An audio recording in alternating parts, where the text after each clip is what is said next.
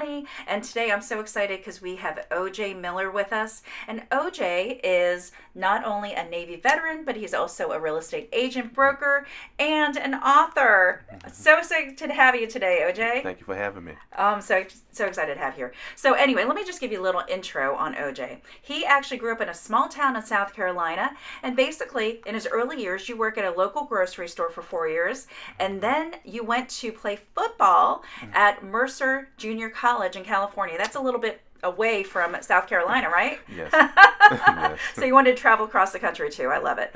And after that, you basically joined the military in 1999, where you proudly represented our country for over 23 years. In fact, it looks like you just retired from the military with 24 years in the military. So again, thank you so much for your wonderful service during that time. And again, I feel like you have lived several lives, because not only did you spend 24 years in the military, but then you also were coaching, you were an athlete, and you have already completed 18 years in real estate. I don't know how you got all this stuff done. And just this past June, you also became a broker with World Class Realty, and it looks like you're licensed in Virginia, North Carolina. Yes. So that's a wonderful goal as well to attain. And then in this past March, you became an author and published your first book, We Won't Quit. And we're going to get to that. But first of all, let's just talk a little bit about your early start. So you were in the military. What do you think that the military has brought to everything else that you're doing right now? Well, I think, first of all, thank you for having me here again. Of course. Yeah. I think the military definitely instilled in me. And plus, how I grew up too, I was always from a, kind of working family too. And they kind of instilled in I need to do something for myself and don't beg or anything like that. So I wanted to join the military to, take care of my family. I already basically had 2 kids before I even got out of high school. So I wanted to, make sure I prove to myself that I can get the job done. So me just doing that, and I want to basically provide for my family and do it the right way too. Sure. So good. my leadership, I just, from a young age, my people, they were like, man, you're really working hard, because I was always thinking about, I didn't want to fail for them. So now that, got in the military, I bought my first house, and a young lady, she was like, OJ, you might want to try to be a real estate agent. I can see that you ask a lot of questions and stuff like that. So, I never forget, her name was, her name was Linda Foy. And she worked with Long and Foster, so she set me up for the class for the real estate, and from there on out, I passed the course, and I loved it. I love helping people, man. What is it about real estate that you love? I just love him. I just like to see the smiling faces. I like the people who said they didn't think they can get a house, or couldn't think they could sell a house. And, the fact that they can see it, they're like, man, I can actually buy a house. And you might have to, a little bit of work you might have to do, but still, you work to that. And then the fact they say, man, I really trust you with $500,000, $600,000, $700,000 that you're gonna make the right decision, or help me make the right decision, or put me in the right place. So I definitely, I know some people might not take it serious like me, but sometimes I stay up 2 and 3 o'clock in the morning just trying to make sure that I cross all my T's and dot all my I's. That's good. I definitely want to help them out, and like I said, it's not about the money, about me, because I just wanted this help, you know what I'm saying? Because, a lot of people didn't think they can actually do this, you know what I'm saying, for us home ownership and, moving up and owning 2 or 3 properties. So I take real pride in it, you know what I'm saying? It is the American dream, isn't it? It definitely is. Yeah. And, a lot of people don't look at real estate in the way that it is. I mean, it's a real profession, and all the things that you learned in the military, your discipline, your honor, your commitment to people. I think those are all great traits that you bring to your real estate career. Yeah, honor, courage, and that's what they kind of instilled us out of the ethos. You know what I'm saying? That what we so I kind of brought that to the real estate thing. You know what I'm saying? But I think it runs deeper than that. I mean, you can kind of say that kind of stuff, but if it ain't really deep in your heart, you really ain't gonna portray that, and then people can kind of see through that. So I like the fact, and I always ask my clients, say, hey, what can I done better? You know what I'm saying? Is there anything I could have done better? And they give me some stuff, and they said, but overall, man, I can tell that you was definitely into it. You never shied away from any kind of question. You asked all the questions. You didn't know it, you said you didn't, and then you found the answer for us. Yeah. You know what I'm saying? Well, I've got to just tell everybody, I mean, you're not someone that was handed anything. You went into the military as an E1. You came out as an E9, which is a huge accomplishment. Yeah. Okay, in 24 years, it just shows that you're tenacious, and you really you give it your all. Because people don't make E9 for nothing. Yeah. So I love to hear these kind of stories where you work hard, you make a great living, okay? And I think that is one of the things that I really love to share with people, is that hard work does pay off. I think that a lot of people forget that these days. They see so many people with what they've already got, and they forget, oh my goodness, how did you get there? There was some hard work and sweat that was put in that, right? Yes, yeah. It's not just handed to you. So, that's a really good question that brings, that we need to talk about next, because so many people look at real estate and, we're watching all these things on HGTV, everybody wants to get into the real estate market now. And I think that it's really important because you work with a lot of new agents. Yes. And what would you say are some really important things that people need to know as they venture into a real estate career? Well, first of all, you know what I'm saying, I feel like you just got to take your time. It can't be a fast pace. Don't, like you said, watching all this stuff on TV and all that stuff. Try to get you a good mentor. You know what I'm saying? Get you a mentor and learn. And don't think if you don't make nothing in the first couple months or first year, don't call it quits. You know what I'm saying? When I first started off, I didn't make any sales at first, but I just kept working and kept passing my card out and kept asking questions and trying to learn my trade. So once people did, trust me, I got to, try to get the job done for them. And then, like you said, Jennifer, you're a good loan officer yourself. So put them in contact with good people, because y'all, the loan officer plays a big part in, we're a team. Yeah, we're a team. So if we can't get the money, if they don't have cash, I mean, they got the loan from somebody. So you got to have somebody that's honest and that's going to educate the buyer too. So definitely get with a good loan officer, so you can try to feed off everybody. So some stuff that the real estate agent don't know, the lender would know, So Sure. definitely I try to put them in the right situation, and who they feel comfortable with. Whoever they feel comfortable with, just keep on training, just keep pushing. Don't give up. Because I mean, if you start looking at the news, they say, "Oh, this stuff's going to AI, and they doing stuff. They trying to cut out the real estate agent," but you still need that human aspect in everything. Gosh, yeah. Right? I've been over 23 years in the mortgage industry now, and I constantly believe that we have got to continue that wonderful relationship, that personal relationship with our clients. Yes. Because it's so funny, because one of the big things that I do is I send birthday cards and I stay in touch with my clients. And really, I was told, well, this new generation, they want to do everything online, and and they only want to be emailed.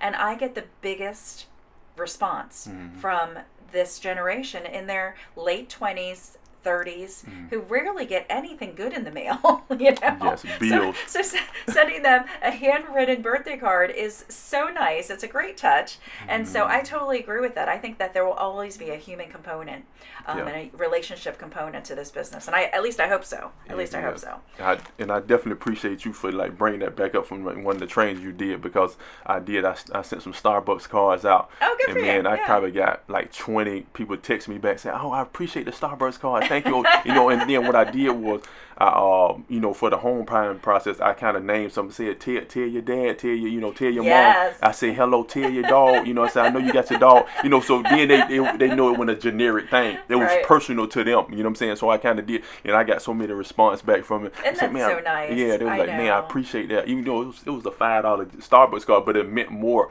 to them, me writing it out and getting it, sending it to them. You taking your time to do that. Yeah, I definitely appreciate you for kind of putting me back on track with that, because I definitely appreciate that. Yeah, I love doing some coaching.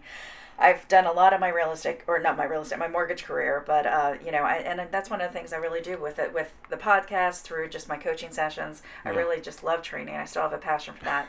So one of the things that you brought up was that you actually had started real estate during your military career. Yeah. So, I've talked to different brokers about this, and I hear different rules of thumb, about part-time agents versus full-time agents.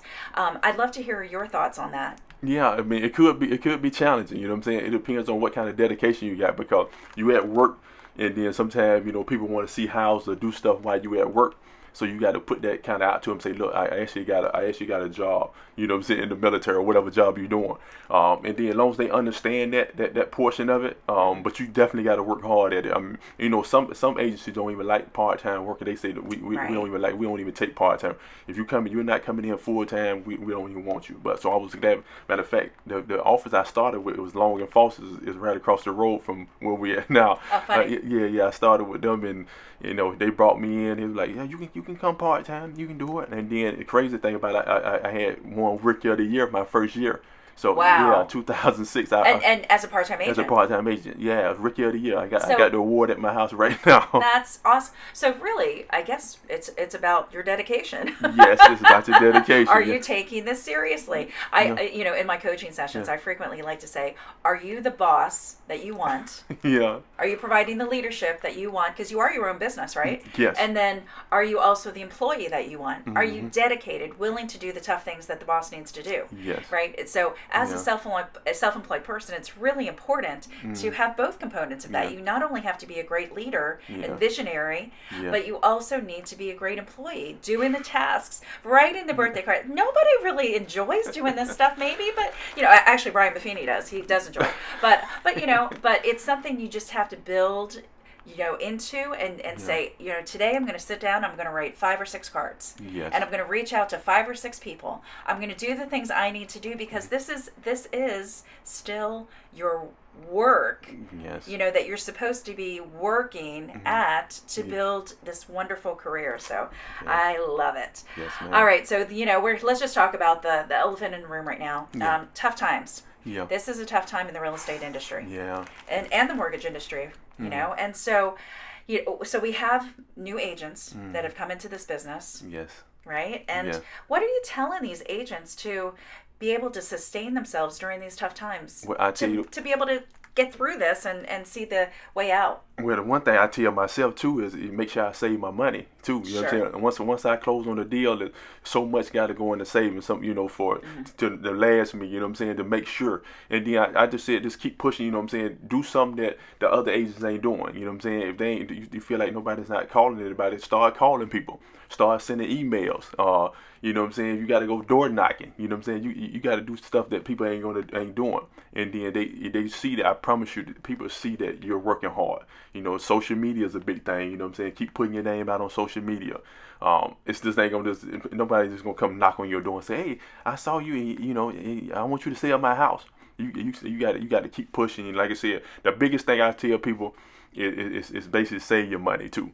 Make sure you understand the whole tax thing and all that kind of stuff and how to save for that. Because the IRS man, he's still gonna at the end of the year, he's still gonna come see you. You know what I'm saying? So make sure you got all your stuff. If you want to do a business, you got your EIN and all that stuff. If you're doing an S corp, do the S corp. You know what I'm saying? Do all that stuff too to make sure you're set up for that.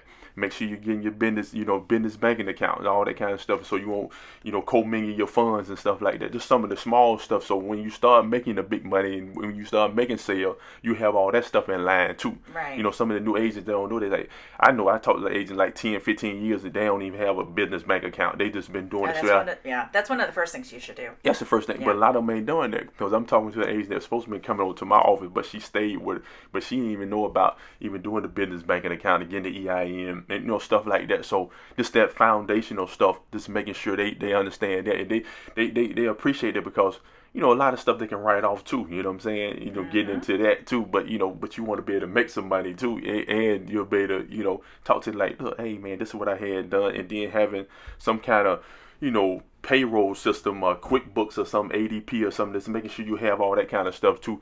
Just trying to set them up for success. You know what I'm saying? And like I said, tough times, don't give up on yourself. You know what I'm saying? Yeah. What makes you go in the morning? See, the job for me for real estate, I don't have to get myself wind up for it. My body's already ready for it. Because you love it. I love it. You know what I'm saying? So you gotta love it. I ain't gonna say you gotta love it for everything, but you gotta love it enough to get it going. If you don't love it enough and then something happen, you're like, well, I think I might want to take this job over here.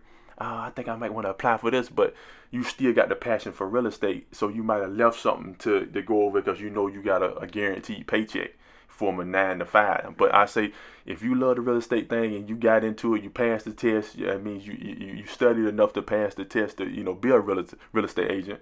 Why not Why not keep it going? You know. Well, and I think that is an important point, is the passion for doing this job. Because some people just come in it for the money. Yes. Because they think it's quick money, Yes. and it's easy work. Yes. And I just want you to clarify, are either one of those true? Is it easy money or easy work? It's not easy, but it's definitely not easy work. You know what I'm saying? So, if you get it in for that, we might want to talk. You might want to give me a call and let's talk about it before you, because I don't want to waste your money, and waste your time and waste your family time either, because it's definitely a family affair. If you got a family, it's going to take some of your time, and then it could take some of your money too to get started. So how much? Just throw something out there for people interested in the business. The test itself, you might take the test, so that's going to be probably like $400 or $500 to take the class. Then once you take the test, it's like $60 to take the state exam. Okay. You know what I'm saying? Then if you don't pass a portion of the state exam, you got to come back and pay that $60 again to take that portion. Oh, okay, gotcha. So it could be a couple $100 that you get to. It depends on how long it take you to pass the test. Okay. Then once you get into a firm, there's different firms that cost different things.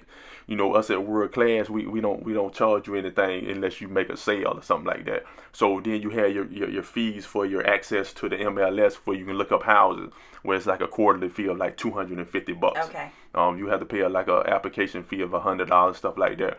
Then if you want to be a realtor, that's a different fee too. You know what I'm saying? You can be you don't have to be a real estate agent. Some companies say you have to be a realtor, but if you got ones that do both, you can just be a real estate agent where you don't pay that fee. And realtor, they got certain little things they got stuff they do. But my thing is, I'm not actually a realtor. I'm just a real estate agent. And don't say just, but yeah. The thing is, my ethics and the same thing they go by, I go by the same thing, because the same fines they get, I'm gonna get the same thing. Right. It's a good thing you had it behind your name, but you got to have it in your heart though. Forget behind your name. You can have all these CRS and buyer broker thing, or military specialist, but if you don't have that's in your heart, that you're gonna work hard for your client, it's null and void to me. So, it's not, like, to answer your question, it's not easy. The money, it won't come fast unless you work. Now, if you work for it and you do what you need to do, the money's going to come. As Rookie of the Year, you had to be working for it. I had to be. I had to be working. And the craziest thing about it, I ain't even know what that was. They was like, "Hey, OJ, you won Rookie of the Year." They told me to come to the award ceremony. I just came, and I didn't even know I had won the Rookie of the Year. So OJ Miller, Rookie of the Year. I'm like, oh man, that's Thank you. Thank you. That's awesome. I appreciate it. Yeah. Well, and I think that is also an important point. Is you have to remember, when you go into real estate, you are a self-employed business at that point. So you have to think about, you are starting a business, right? And so the fact is, you've got to treat it like you are starting a business. So you're going to have those expenses that come in, right? Because you're still going to need things like you need when you start a business cards. You're going to have some fees that you have, like your real estate class and other fees. So I think you really have to go into this not in a mindset like, I'm just going to jump into this and try it. This is a commitment to yourself that you're going to make a go of this career. And I think that is one thing that I sometimes, when I talk to some agents, it was just like, it sounded good, I'm going to just try it. I'm sure maybe you run into some of them as well. Yes. And you're like, hey, no. And that's what, but I got to tell you, I love new agents. I know. Because they're fresh. They're moldable. You start them out, and I talk to them right away about building that toolbox. Putting their tools in the toolbox, because when you're fresh and you're still new to the business, you have this energy that I think is just amazing. It is. And also you have a willingness to learn things and build your systems the right way.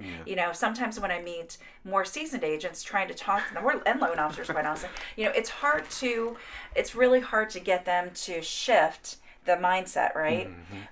One thing that I've really tried and do is I continually still train myself. If you talk to coaches, they have coaches. Yes. Because a coach always wants to learn and grow so they can help others learn and grow as well, right? Yes. So I have to tell you, and you know that because you're a coach. You're still an active coach, aren't you? I'm still an active coach. Yeah, I'm still coaching Little League. Good for you. Little League football and basketball. Yes. Well, I have to tell you, that is so important to Yeah. provide these mentorship programs. Yeah. And I digress, I know, but anyway, we'll get back to that because we're going to talk about your book here in a minute too. But so I really do think that it's so important to just continue, whether you're frustrated or whatever the case may be, just continue to find ways that you can grow your business. Try not to get aggravated to the point where you throw up your hands, and just reinvent yourself every single day and say, today's a brand new day and I'm going to treat it like a brand new day. Yesterday is gone, tomorrow is to come. Today I'm going to focus on. So I just love that. I love that you're still working and growing agents. But let's talk about your book and what you wanted to do to really grow other people through this book. And so how did this book start? I know that you have an amazing family. You've got a beautiful wife and 4 kids, which keeps you busy, I'm sure. So on top of that, you're a coach. But why did you feel the passion to write a book? I ain't gonna lie to you, Jennifer. At first, I was like, I didn't want to do it. Okay, I promise you, because I was like, man, I gotta write a book, and the book's entitled "We Won't Quit." You know what I'm saying? It's basically about married couples. It was basically 10 married couples, got together, and we kind of brainstormed and all that kind of stuff, and put a chapter together. So each married couple got a chapter in the book. We got our bios and stuff, and it was actually released March 2nd of this year, 2023. Awesome. It was actually on the Amazon bestseller list too. Wow. Yeah, it was on the Amazon bestseller that first month. It was on the Amazon bestseller. It was like ranked number 5 in the category or whatever. Nice. So yeah, Good, it definitely was doing good. It's still doing good now. It's actually on Amazon now. But if you want a copy, I want you to order from me because the Amazon take most of the money. Is that right? Is that how it works? Okay, yeah. gotcha. So we can actually order it from the publisher. They send it to us and we can sell them ourselves. That's how I gave you the copy. So I got maybe 100 copies, and I just sell them to and then we got a link and everything. People can just go on. But like I said, it is on Amazon because people are like, oh, let me see if it's on Amazon. So I let them go on Amazon and look at it. They say, oh yeah, it's on Amazon. It's legit. So I said, now I need you to order from my link. You know what I'm saying? But basically about the book, it's basically about trials and tribulations of your marriage and stuff like that, and how you work through it. You know what I'm saying? And so me and my wife, both of us, I don't know if we had said this, but both me and my wife was in the military. Both of us retired military. So she did 24 years. She retired in 2021. I retired in 2023 this year. So you know what I'm saying? It was just the trials and tribulations of that. She from Jamaica. Born and raised in Jamaica. I'm from South Carolina, so we got different ways of how we was brought up. You know what I'm saying? She was like hard working. Hey, strict. I'm kind of most of the time I be laughing and stuff like that, but I'm gonna get the job done.